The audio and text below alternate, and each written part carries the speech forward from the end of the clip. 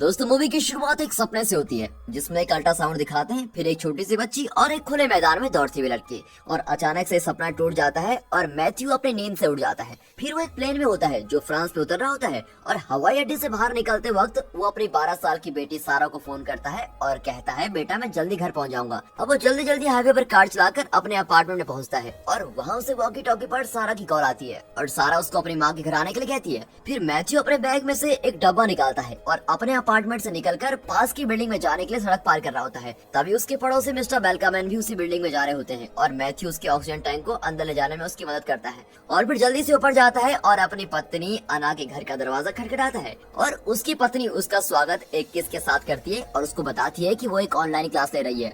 अब इंतजार करते हुए मैथ्यू दूसरे कमरे में अपनी बेटी के पास जाता है और तब हम देखते हैं कि सारा को एक अच्छे से बंद करे कैप्सूल में रखा गया है क्योंकि उसे total allergy auto immune syndrome नाम की बीमारी होती है। और फिर मैथ्यू अपनी बेटी को हाई करता है और उसके क्रश के बारे में उससे पूछता है और साथ ही उपहार के रूप में वो उसके लिए एक डब्बा भी लाया होता है। सारा उस डब्बे को खोलती है और उसमें कनाडा की एक सेंट होती है और उससे ये बात बड़ी अजीब लगती है क्योंकि उसके पिता तो मर्सेलिया गए थे। अब मैथ्यू उसे बोतल के नीचे देखने को कहता है और जब वो बोतल के नीचे देखती है तो वहाँ उसे एक मेमोरी कार्ड मिलता है जिसे वो जल्दी से अपने वर्चुअल रियलिटी पेयर में डाल देती है। मैथ्यू उसके लिए पहाड़ों और नदियों की वीडियो बनाकर लाया है और तभी यहाँ आना की ऑनलाइन क्लास भी खत्म हो जाती है और मैथ्यू से बात करने के लिए आता है और उसे बताता है कि वो इंटरव्यू के लिए मर्सेलिया नहीं कनाडा गया था क्योंकि वहाँ सारा की बीमारी के लिए एक नया उपचार खोजा गया है और वो सारा का इलाज करने को बिल्कुल तैयार हो गए हैं।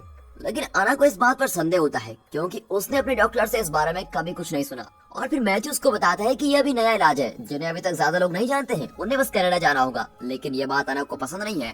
अब वो सोचती है कि मैथ्यू चीजों को बहुत ही उलझा रहा है। वो कहती है कि हम पहले बहुत खुशकिस्मत हैं कि सारा को हॉस्पिटल में नहीं ले जाना पड़ रहा है और उसके पास जीने के लिए हम हैं और एक अच्छी जिंदगी भी है और अब हम उसका इलाज करा के दोबारा उसको रिस्क में नहीं डाल सकते। और फिर सारा अपने कुछ दोस्तों के साथ वीडियो कॉल कर रही होती है। उनको भी वही बीमारी होती है जिसमें चार्लोट नाम की एक लड़की और सारा का क्रश नोई होता है। मैथ्यू और अना अभी भी इस नए इलाज के बारे में बात कर रहे होते हैं और फिर मैथ्यू अना से कहता है कि वो इस बारे में सोचें। तभी अना कहती है कि जब इस इलाज के परिणाम सामने आएंगे तभी वो जा सकते हैं। लेकिन मैथ्यू कहता है कि जाना है या नहीं इस बात को तुम्हें अभी डिसाइड करना होगा। वो चाहता है कि ये डॉक्टर सारा को कैप्सूल से बाहर निकाल सके ताकि वो आखिरकार उसको एक बार गले तो लगा ले। और फिर अन्ना उससे थोड़ा समय मांगती है, इसलिए मैथ्यू अपार्टमेंट से निकल जाता है और अपने घर चला जाता है। अब सारा अपने दोस्तों से वीडियो कॉल पर बात कर रही होती है। तभी टीवी पर एक महत्वपूर्ण समाचार आता है और उसमें बताया जाता है कि एक ऐसा खतरनाक भूकंप आया जिसने स्वीडन और डेनमार्क को अलग कर दिया है और ये आज तक कभी नहीं देखा गया था।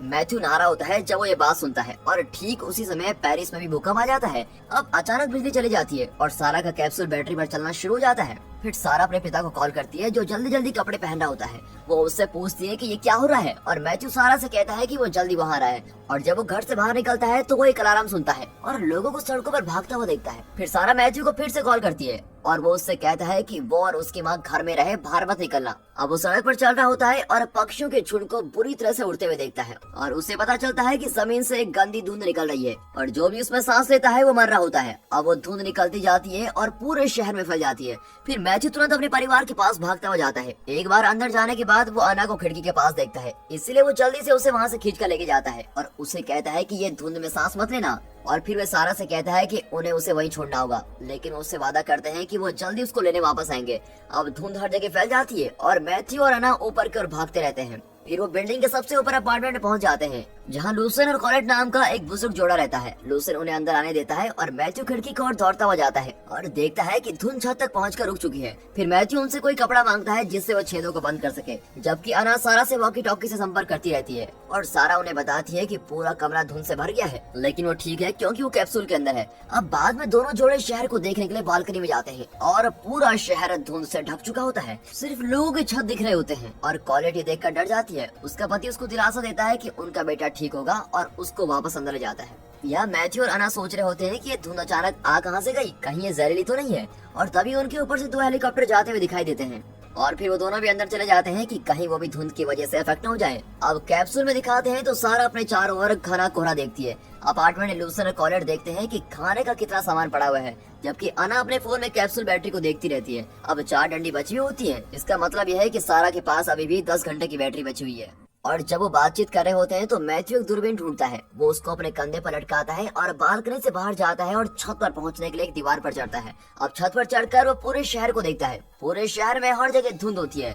फिर वो बालकनी में वापस जाता है और देखता है कि लूसन अपने फोन का इस्तेमाल करने की कोशिश कर रहा है, लेकिन अभी भी सिग्नल नहीं आ रहे होते हैं। उसका बेटा वहाँ से 2 गली दूर में निचली मंजिल में रहता है, लेकिन लूसेन को यकीन है कि उसका बेटा अभी भी सुरक्षित है। तभी कोलेट वहाँ आती है और कहती है कि उन्हें अपने बेटे को मिलने जाना चाहिए। और तभी लूसेन उसको धुंध के बारे में याद दिलाता है कि बाहर तो देखो कैसी धुंध है, हम जाए कैसे। उसकी याददाश्त थोड़ी कमजोर है। फिर वो सभी अंदर चले जाते हैं। अब अना की सारा के साथ बात खत्म हो जाती है और फिर अना मैथ्यू से बाहर के हालचाल के बारे में पूछती है। वो बताता है कि उसने अभी तक कोई भी बचाव दल नहीं देखा है और यहाँ आना कैप्सूल की बैटरी को लेकर चिंतित है। इसी बीच लूसन एक पुराने रेडियो को ढूंढ कर लाता है और सभी रेडियो को देख रहे होते हैं और मैथ्यू धुंध की जांच करने के लिए हॉल में जाता है। अब वो अपना हाथ कोरे में डालता है, लेकिन उसको कुछ नहीं होता। वो अपने हाथ को सूंघता है, लेकिन उसमें कोई भी सुगंध नहीं होती है। अब वो वापस अंदर चला जाता है, जहाँ अना उस रेडियो को ठीक करने की कोशिश कर रही होती है। फिर अना सारा को देखने जाता है, लेकिन अना उससे कहती है कि वो इतने लंबे समय तक अपनी सांस को कैसे रोक पाएगा। और फिर मैथ्यू को एक उपाय सोचता है। उसे मिस्टर बेल्कन और उसके ऑक्सीजन टैंक की याद आती है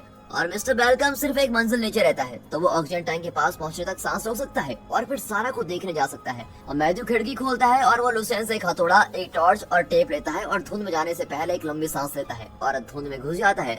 जब वो मिस्टर बेल्कन की खिड़की के बाहर पहुंचता है, वो हथौड़े से खिड़की को तोड़ता है और अंदर पहुंचकर टॉर्च से चारों ओर देखता है। और सबसे पहले उसे मिस्टर बेल्कन जमीन पर गिरे मिलते हैं और वो जल्दी से ऑक्सीजन टैंक को ढूंढने लगता है। और जैसे ही उसे वो मिल जाता है, वो मास्क पहनता है और टेप से छेदों को बंद कर देता है। और जब उसकी पत्नी उसको पुकारती है तो वो खिड़की से बाहर झांकता है और बताता है कि वो ठीक है, चिंता मत करो। अब वो टैंक को एक बैग में डालता है और अपनी पीठ पर टांग लेता है। तभी उसे दूसरे कमरे से कुछ आवाजें सुनाई देती है और जैसे ही वो दरवाजा खोलता है, उसमें से एक कुत्ते का बच्चा भागकर बाहर आता है। और फिर मैथ्यू उस कुत्ते के बच्चे के साथ औरों को भी जमीन पर गिरा देखता है। अब वो उस अपार्टमेंट से निकलता है और सारा को देखने जाता है, जो डरी भी है। फिर मैथ्यू कैप्सूल की बैटरी बदलने से पहले उसके लिए खाना, एक टॉर्च और वॉकी टॉकी के लिए कुछ बैटरी छोड़कर जाता है और वो सारा से कहता है कि वो जल्दी उसको बचाने जरूर आएगा। अब ऊपर जाने के बजाय वो बाहर जाने का फैसला करता है, जहाँ उसे सड़कों पर हर जगह लाशें मिलती है। वो अलग अलग कार्स की बैटरी निकाल रहा होता है, तभी उसे एक सीटी सुनाई देती है और वो देखने के लिए जाता है कि वो कहाँ से आ रही है। फिर वो कुछ सैनिक लोगों को देखता है जो वहाँ से कुछ लोगों को बाहर निकाल रहे होते हैं और हर किसी ने मास्क पहना होता है। और जब वो पूछता है कि यहाँ पर क्या हो रहा है, तो एक सैनिक उसको बताता है कि वो लोगों को मौन मारते लेके जा रहा है, जो एक पहाड़ वाली जगह पर है और इसलिए वहाँ धुंध नहीं पहुँच सकती। अब वो ये भी कहते हैं कि वो नहीं जानती कि कहाँ से आ रहा है और पता नहीं कहाँ तक पहुँच सकता है।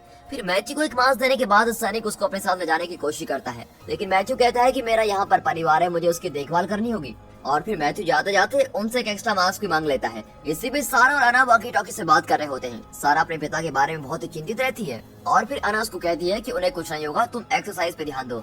और तभी मैथ्यू वापस आ जाता है और जैसे जैसे बुजुर्ग करीब आते हैं, वो सभी को बताता है कि उसने क्या देखा और उन्हें बताता है कि उन्हें वहीं रात बितानी होगी। अब वो अना से पूछता है कि क्या वो सारा को देखने जाना चाहती है, लेकिन वो कहती है कि अभी ये ठीक नहीं है क्योंकि हमारे पास ऑक्सीजन कम है और इसलिए हम तभी जाएंगे जब इमरजेंसी होगी।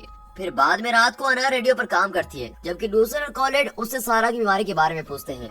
और फिर उन्हें वो पहला दिन याद आता है जब उनका परिवार बिल्डिंग में कैप्सूल के साथ रहने आते हैं। और इसी बीच मैथ्यू एक बार फिर से कोहरे की जांच करने के लिए हॉल की सीढ़ियों के पास जाता है और देखता है कि धुंध ऊपर बढ़ रही है। वो धुंध पर नजर रखने के लिए दीवार पर एक पॉइंट बना लेता है और फिर अंदर वापस जाता है और देखता है कि बुजुर्ग बिस्तर पर सोने जा रहे हैं। और अना के पूछने के बाद वो अना को बताता है कि धुंध काफी बढ़ रही है और उन्हें महसूस होता है कि उनकी मदद करने कोई नहीं आएगा और ये स्थिति अब और भी ज्यादा खराब होने वाली है। फिर मैथ्यू सो जाता है, लेकिन अना नहीं सोती, इसलिए वो सारा के पास जाने का फैसला करती है और वहाँ से जाने से पहले कैप्सूल की बैटरी को बदल देती है। मैथ्यू फिर से खुले मैदान में दौड़ते हुए एक लड़की का सपना देख रहा होता है और फिर मैथ्यू सुबह उठता है और देखता है कि अना रेडियो को अपने घर से लाए उपकरणों के साथ ठीक करने की कोशिश कर रही है और वो आखिरकार उसको ठीक कर लेती है। लेकिन सभी चैनल पर एक ही आपातकालीन रिकॉर्डिंग चल रही होती है और अचानक उन्हें बाहर एक धमाके की आवाज आती है। इसीलिए मैथ्यू और अना छत पर जाते हैं ये देखने के लिए कि वहाँ पर हुआ क्या है। फिर दिखाते हैं कि मौन मार्तरे पर आग लगी होती है, वहाँ से धुआं आ रहा होता है। और जब वो अपार्टमेंट में वापस आते हैं तो अना कहती है कि उन्हें चार्लोट के घर में रहने जाना चाहिए क्योंकि वो एक पहाड़ पर रहते हैं और सारा अपने दोस्त के साथ कैप्सूल शेयर कर सकती है। लूसेन सोचता है कि सारा अपने कैप्सूल से बाहर नहीं जा सकता, लेकिन मैथ्यू बताता है कि एक स्पेशल सूट की मदद से उसको वहाँ से ले जा सकता है, लेकिन वो पेरिस के बीच में एक प्रयोगशाला में है। और फिर अना कहती है कि वो पहले भी प्रयोगशाला में जा चुकी है, इसलिए उसे वहाँ जाना चाहिए। और मैथ्यू उसकी रक्षा करने के लिए उसके साथ जाने का फैसला करता है। वो सारा के पास अपने योजना के बारे में बताने जाते हैं और अगर उसे किसी चीज की जरूरत पड़े तो वो लूसेन के पास अपने वॉकी टॉकी से बात कर सकती है। और फिर सारा उन्हें नोई को देखने के लिए कहती है, जो पास में रहता है। अब मैथ्यू और अना सड़कों पर निकलते हैं और वो जल्दी ही नोई के घर के पास पहुंच जाते हैं। वो अंदर जाने वाले होते हैं कि वहाँ एक कुत्ता आ जाता है और उनका पीछा करना शुरू कर देता है। अब वो उससे भागने लगते हैं और गाड़ियों से बचते बचते वो गलती से एक दूसरे से अलग हो जाते हैं। अना मैथ्यू के लिए आवाज लगाती है जिससे उसका ध्यान भटक जाता है और वो सीधे नदी में गिरता है और अना एक कार के पीछे छुप जाती है, लेकिन वो गलती से शोर कर देती है तो कुत्ता फिर से उसका पीछा करना शुरू कर देता है। अब अना बहुत ही हताश और भयभीत हो जाती है और एक बस में चढ़ जाती है और कुत्ता उसका पीछा करता ही रहता है, लेकिन तभी कुत्ता उसके पीछे एक सूटकेस से फंस जाता है जिसकी वजह से वो आगे नहीं बढ़ पाता। और अना इस बात का फायदा उठाती है और बस की खिड़की से वहाँ से निकल जाती है और मैथ्यू को ढूंढने के लिए नदी के पास दौड़ती भी जाती है और उसे मैथ्यू कहीं नजर नहीं आता, इसलिए वो सड़क पर उसको ढूंढती रहती है। तभी मैथ्यू तैरकर सीढ़ियों के पास जाता है, जबकि अना शहर का नक्शा देख रही होती है। मैथ्यू अपनी गिरी जैकेट उतारता है और जमीन पर पड़े एक शरीर से सूखी जैकेट निकालकर पहन लेता है। वो ये भी देखता है कि एक गिरी हुई वैन के अंदर एक सूट पड़ा हुआ है जो आगे काम आ सकता है। अना फिर आखिरकार लैब तक पहुंच जाती है और वो जैसे ही अंदर जाने लगती है उसे मैथ्यू दिख जाता है जो उसकी ओर दौड़ता आ रहा होता है। अब एक दूसरे को चेक करने के बाद वो अंदर जाते हैं और इसी बीच सारा वॉकी टॉकी के माध्यम से लुसेन से बात करती है। अब लैब के अंदर उन्हें वहाँ और भी लाशें दिखती है और एक कमरे में थोड़ा आग भी लगी होती है, लेकिन वो तब तक चलते रहते हैं जब तक उन्हें सूट नहीं मिल जाता। और सूट मिलते ही वो उसको वहाँ से लेकर निकल रहे होते हैं। वो फिर से आग वाले कमरे से गुजरते हैं, लेकिन इस बार वहाँ एक धमाका हो जाता है और धमाके की वजह से वो दीवार की तरफ चले जाते हैं और बड़ी कोशिश के बाद वो बच जाते हैं, लेकिन मैथ्यू के शरीर पर आग लग जाती है। तभी अना वहाँ पर आग बुझाने के लिए कुछ ढूंढ रही होती है और उसको बुझा भी लेती है। और जब वो अपने पति की जांच करती है तो उसे पता चलता है कि उसे सांस लेने में परेशानी हो रही है। उसे ये भी पता लग जाता है कि ये हो क्यों रहा है। धमाके से उसके ऑक्सीजन टैंक की ट्यूब टूट जाती है और मैथ्यू अपना मास्क उतार देता है और अना उसके साथ अपना ऑक्सीजन बांटना शुरू कर देती है और वो ऊपर की तरफ एक कमरा खोजने जाते हैं जहाँ अभी तक धुंध न पहुंची हो। फिर वो एक कमरे में पहुंचते हैं तो उन्हें पता चलता है कि मैथ्यू के शरीर का हिस्सा काफी जल चुका है, इसलिए जब वो अपनी जैकेट उतारता है तो उस पर थोड़ा पानी फेंकता है और फिर अना दवाई ढूंढने जाती है और जब उसे वो मिल जाती है तो वो मैथ्यू के पास वापस आकर उसकी मरहम पट्टी करती है। और जब जाने का समय आता है उन्हें पता चलता है कि टैंक में इतना ऑक्सीजन नहीं बचा है कि वो दोनों वापस जा सके और फिर मैथ्यू अना को कहता है तुम चले जाओ, मैं यहाँ पर कोई रास्ता ढूंढ लूंगा और छत पर बचा रहूंगा। और पहले तो अना मना करती है, लेकिन फिर मैथ्यू उसको समझाता है कि सारा को तुम्हारी जरूरत है और फिर दोनों अलग होने से पहले किस करते हैं। और फिर जब अना सड़कों पर सूटकेस लिए भाग रही होती है, मैथ्यू छतों के माध्यम से अपना रास्ता बना लेता है और अना के टैंक में ऑक्सीजन खत्म हो जाती है, इसलिए वो बिल्डिंग में जाने से पहले अपना मास्क उतार देती है और लूसन के घर में लौटने तक वो किसी तरह से अपनी सांस को रोके रखती है। अब वहाँ उसको पता चलता है कि धमाके की वजह से सूटकेस के अंदर सभी कुछ सिस्टम खराब हो गया है और इसी दौरान मैथ्यू को एक छत पर पहुंचकर सामान और एक रस्सी मिलती है और रस्सी को परखने के लिए वो उस पर एक झटका देता है और फिर उस पर चढ़कर एक पार्किंग की छत पर पहुंच जाता है। वहाँ उसे बैग पड़े हुए दिखते हैं और खून के निशान मिलते हैं। अब उन खून के निशानों का पीछा करता है और उसे वहाँ एक पुलिस वाले की लाश मिलती है। अब वो बिल्डिंग में जाता है और उसे वहाँ एक ऑक्सीजन टैंक और एक बंदूक मिलती है। फिर वो अपने लिए उस टैंक को लेता है और जैसे ही वहाँ से जाने लगता है तो एक पुलिस वाला आता है और उसको बताता है कि धुंध हर घंटे तेजी से बढ़ रही है और फिर पुलिस वाला उसको मारने के लिए अपनी बंदूक निकालता है जैसे उसने दूसरे पुलिस वाले के साथ किया था, लेकिन मैथ्यू मास्क पहन लेता है और उसे छत के किनारे से धक्का दे देता है और फिर वो दोनों कार के ऊपर गिरते हैं और पुलिस वाला अपनी बंदूक तक पहुंचने के लिए मैथ्यू से दूर जाने की कोशिश करता है, लेकिन मैथ्यू उसे पीछे से पकड़ लेता है और तब तक नहीं छोड़ता जब तक धुंध का असर उस पर नहीं पड़ जाता। अब अपार्टमेंट में दिखाते हैं सारा और अना वॉकी टॉकी की मदद से एक दूसरे से बात कर रहे होते हैं और फिर सारा पूछती है कि क्या हम मर जाएंगे, क्या ये चीजें ऐसे खत्म हो जाएंगी। और तभी अना बताती है कि वो एक साइंटिस्ट है, इसलिए वो विश्वास नहीं कर सकती कि ये धुंध कोई दिव्य या जादू है, ये जरूर किसी चीज का रिएक्शन होना चाहिए। वो बातें कर रहे होते हैं कि तभी अना के फोन में आता है कि वहाँ पर बैटरी खत्म होने वाली है। फिर मैथ्यू सड़क पर दौड़ रहा होता है और अना कैप्सूल की बैटरी बदलने के लिए तैयार हो जाती है और पता चलता है कि कैप्सूल की बैटरी 10 मिनट में खत्म होने वाली है। और फिर लूसन कहता है कि वो बैटरी बदलने के लिए जा सकता है क्योंकि वो सोचता है कि वो एक आदमी है और उसकी उम्र ज्यादा है, तो अगर उसको कुछ हो भी जाता है तो कोई बात नहीं है, लेकिन अना मना कर देती है। अब सारा के साथ एक और छोटी सी बातचीत के बाद अना अपार्टमेंट से बाहर निकलती है और सारा के पास पहुंच जाती है जिसकी बैटरी ऑलमोस्ट खत्म हो चुकी है। अब सारा देखती है कि उसकी माँ ने मास्क नहीं पहना है और उसके लिए बड़ी चिंतित होती है, लेकिन अना सिर्फ कैप्सूल की बैटरी को बदलने पर ध्यान देती है। जैसे ही वो बैटरी बदल लेती है तो वो भागते वहाँ से बाहर निकल जाती है। अब कुछ देर बाद मैथ्यू वहाँ आता है और सारा उसे बताती है कि यहाँ पर क्या हुआ था। अब उसकी बात सुनकर वो ऊपर की ओर भागता है और अना को सीढ़ियों पे गिरा हुआ पाता है। सारा उसको रोते हुए सुनती है और अपार्टमेंट में पहुँचते ही उसे वापस वॉकी टॉकी पर बुलाती है। वो बालकनी में जाता है और उसे अना के बारे में बताता है। फिर कुछ देर बाद लूसन और कॉलेट अपार्टमेंट में टाइम पास कर रहे होते हैं कि तभी पेरिस में भूकंप आ जाता है। मैथ्यू बालकनी में जाता है और देखता है कि धुंध उनके अपार्टमेंट तक पहुंच रही है और अब वो ज्यादा देर वहाँ नहीं रुक सकते।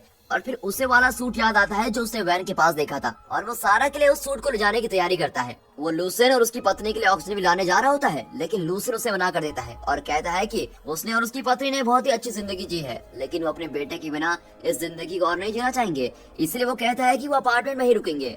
फिर कुछ देर बाद वो वहाँ से निकलता है और सारा के पास जाता है, लेकिन उसको बताता नहीं कि वो जा रहा है। और सारा गुस्सा हो जाती है क्योंकि उसे लगता है कि वो भी उसकी माँ की तरह मारे जाएंगे। लेकिन मैथ्यू उससे कहता है कि सिर्फ यही एक तरीका है और वो वादा करता है कि वो जरूर वापस आएगा।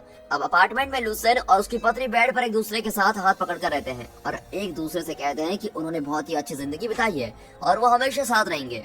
और उसके बाद वो अपनी आंखें बंद कर लेते हैं और धुंध उनके कमरे में आ जाती है। अब बाहर दिखाते हैं तो मैथ्यू जल्दी उस सूट को ढूंढ लेता है और सूट लाने के बाद वो घर की तरफ वापस दौड़ता है और रास्ते में उसे चाबियों के साथ एक स्कूटर मिलता है, इसलिए वो उस स्कूटर में जाने का फैसला करता है। लेकिन जैसे ही वो बिल्डिंग के पास पहुंचता है, अचानक से एक लड़का उसके सामने आ जाता है और मैथ्यू उसको बचाने के लिए अचानक मुड़ता है और उसका एक्सीडेंट हो जाता है। अब कैप्सूल में सारा मैथ्यू को वॉकी टॉकी से कॉल करने की कोशिश करती है, लेकिन इससे कोई फायदा नहीं होता। तभी एक रहस्यमय व्यक्ति उनके सामने आता है और सड़क पर मैथ्यू धीरे धीरे होश में आता है और देखता है कि उसके सर पर काफी चोट आई हुई है। वो सूट और वॉकी टॉकी को उठाता है और अपनी बेटी को संपर्क करने की कोशिश करता है। वो कुछ दूर जाता है, लेकिन चोट के दर्द की वजह से वो ज्यादा दूर तक नहीं जा पाता और वो किसी तरह से खड़ा ही रहता है और अपनी तरफ दो परछाइयों को आते हुए देखता है। वो सारा और नोई होते हैं। सारा भागते हुए मैथ्यू की तरफ आती है और अपने पिता को पहली बार गले लगाती है। अब आखिरकार मैथ्यू अपने बेटे को गले लगा ही लेता है और सारा बताती है कि नोई इसको लेने आया था क्योंकि धुंध का असर युवाओं पर नहीं होता। मैथ्यू ये सुनकर बहुत ही ज्यादा खुश होता है और सारा के सर पर किस करने के लिए